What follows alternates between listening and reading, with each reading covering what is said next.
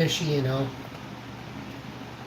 Google moderators and Google staff don't have to tell you what their Google ID is.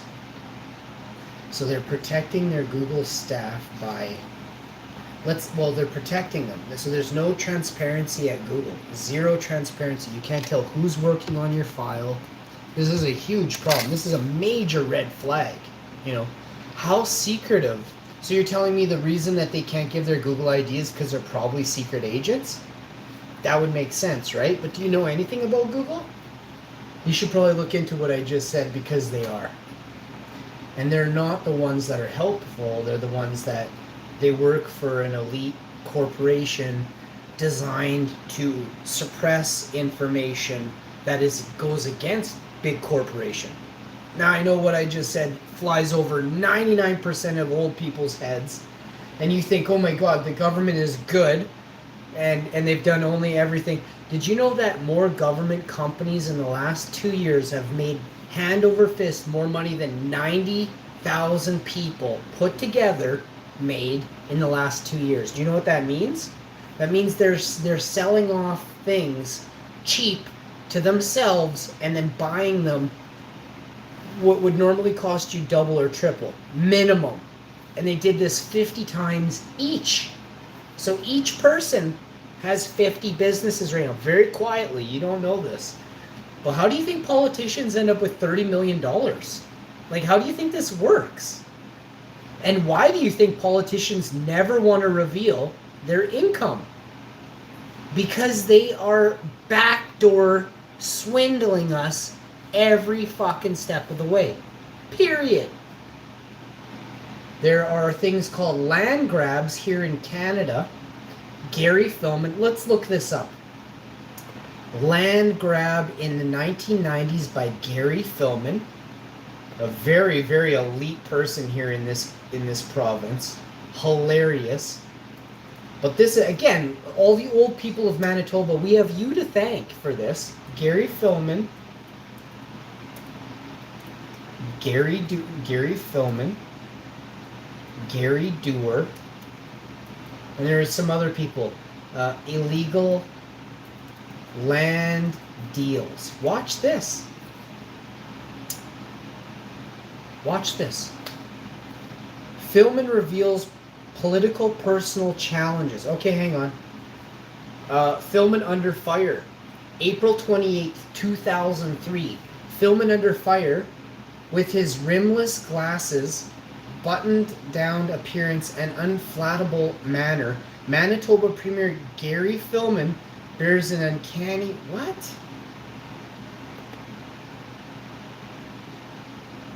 Oh, are they going to say he's like a vampire? Somebody from like... Oh, I found the thing I was looking for, though. This is like praising Phillipines. Oh, looks like Clark Kent. Originally published by Maclean's Magazine, April 19th, 1999. Maclean's Magazine? Come on. Can you stick the stick up inside of them a little deeper? You guys are gross over there. Maclean's Magazine was pumping up Gary Phillipines. Meanwhile, hurting the prairie voter. No. Are you telling me they scrubbed the internet from knowing about their land deals? Illegal land deals, Manitoba.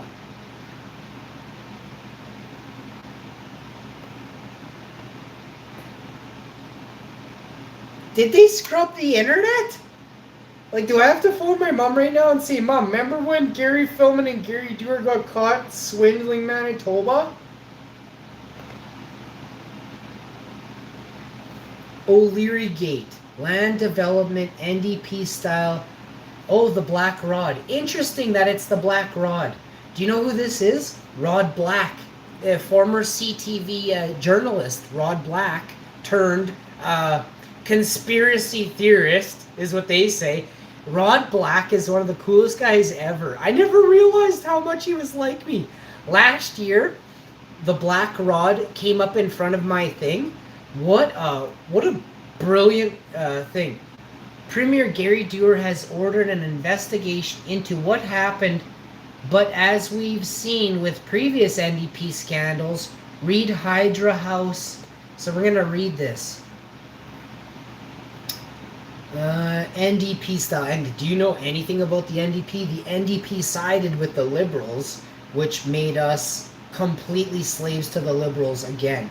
So never vote NDP again. And anybody who was NDP, shame on you. And whoever voted Liberal, oh my God, the shame you've brought to Canada. And anybody who voted because the Conservatives did nothing for 2 years while the Liberals stomped all over old people with horses, shame on you.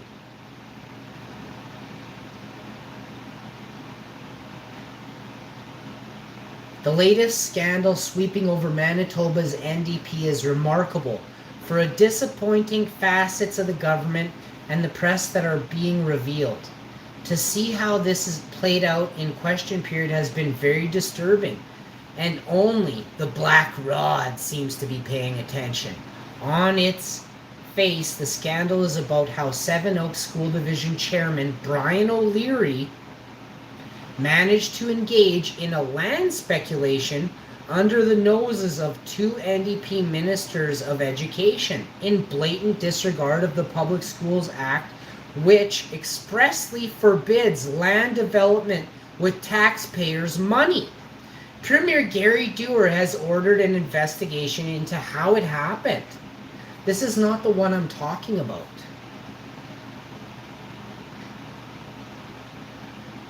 No. This is something. There was something else that happened. Let's type in Gary Dewar. Land illegal land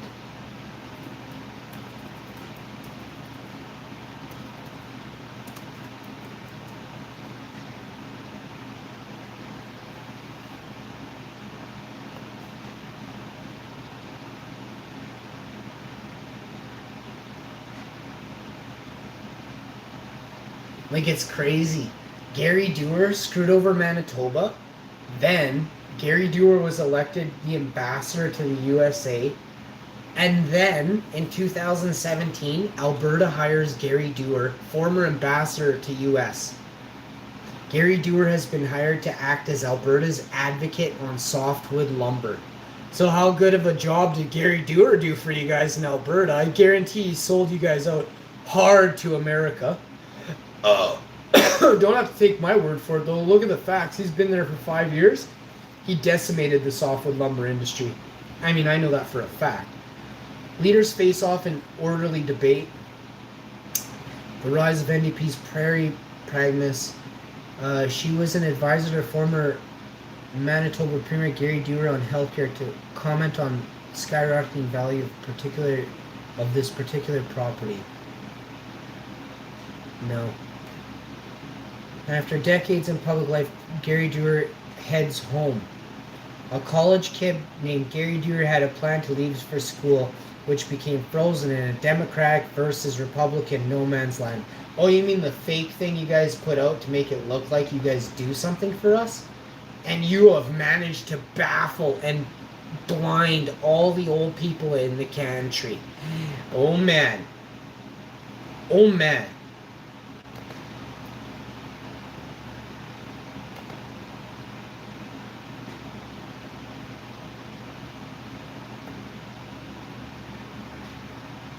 So our current subscribers are up.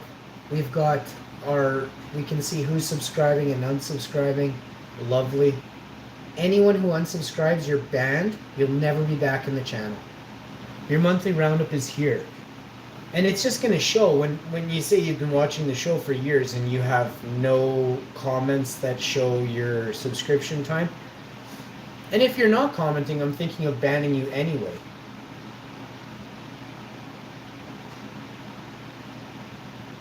Because you're not commenting, what would you care if you get banned from not commenting, right? So if you're not using it, you're about to lose it, buddy. So you can see here, they've definitely started blacklisting my channel for some reason. And Oh, nope, now it's not blacklisted. It's funny. I talked to them this morning, and I said you blacklisted it, and in minutes, it's now not blacklisted again. And they're like, oh, don't worry. We'll fix it for you, Hash. I'm like, you're going to fix it because I'm going to put you in jail if you don't have this fixed by the end of the day. Do you understand? Do you understand? Yes or no? And the bot doesn't reply. YouTube and Google has used bots for customers' service, you know? I can't believe I'm allowing my revenue at this amount to travel to a bot, right? We have to... Who owns YouTube? Who is profiting from YouTube? I just need the person's name because this will be the person that's going to jail. Who is... No. See, you won't find the answer. Who owns YouTube? YouTube owners. Steve Chen, which sounds awfully Asian. But let's find out who Steve Chen is. There's nothing wrong with that. I'm shocked that there is no YouTube in China. But Steve Chen has created YouTube. Steve Chen, co-founder of YouTube, a Taiwanese American internet entrepreneur. Bullshit. 44 years old. No, you did not make YouTube, bro. Steve Chen is lying about creating YouTube. It's impossible. He would have been 22 when he created this. Steve Chen was the co-founder and chief technology officer of YouTube. So the chief technology officer needs to go to jail. We know that for sure. So chief technology. So he implemented the system that right now is controlling your kids. Steve Chen cheated YouTubers. Let's see what pops up. Chief Technology Officer Steve Chen cheated YouTube. YouTube's founder Steve Chen take on how to stop fake news. YouTube's founder Steve Chen's take on how to stop fake news. Steve first arrived in Silicon Valley in 1999. That was the year I started calling Silicon Valley and talking to a couple computers. It's pretty messed up. Steve Chen is a Taiwanese American internet entrepreneur who is one of the co-founders, chief technology officer of the video sharing website. Steve Chen has left YouTube. Oh, no shit, bud. Chen, 30, co-founded YouTube with Chad Hurley, who remains site's CEO, and Jawad Karim, who left company soon after it was established. YouTube's first 10 employees and its founders.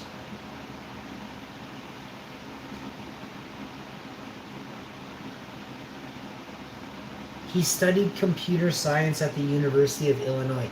You're trying to tell me the University of Illinois put out the world's smartest person?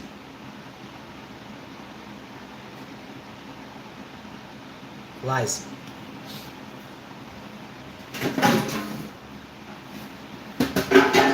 See, if anybody doesn't think that YouTube is like genius, you're a moron.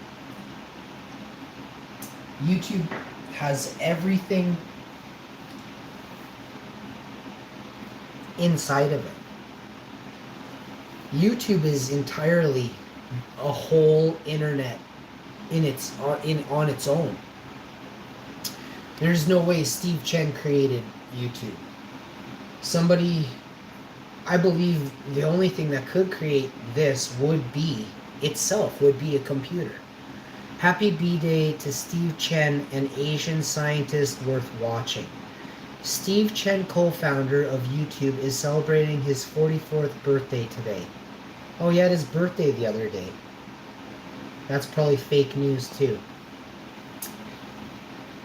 Can robots really have birthdays? No. Steve Chen, YouTube facts and career. I'm done. I don't believe any of it. It's all horseshit. I don't believe Steve Chen is the creator. I believe we can jail Steve Chen, Chief Technology Officer, because his platform is completely corrupt and designed to entrap people who use it. Right?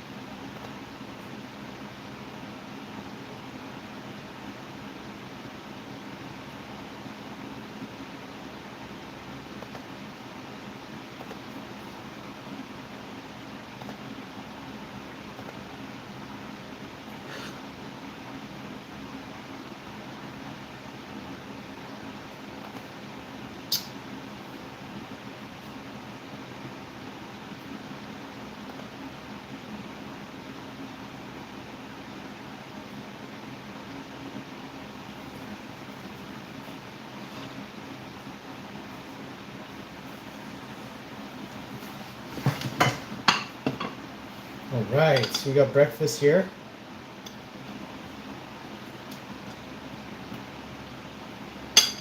Mm.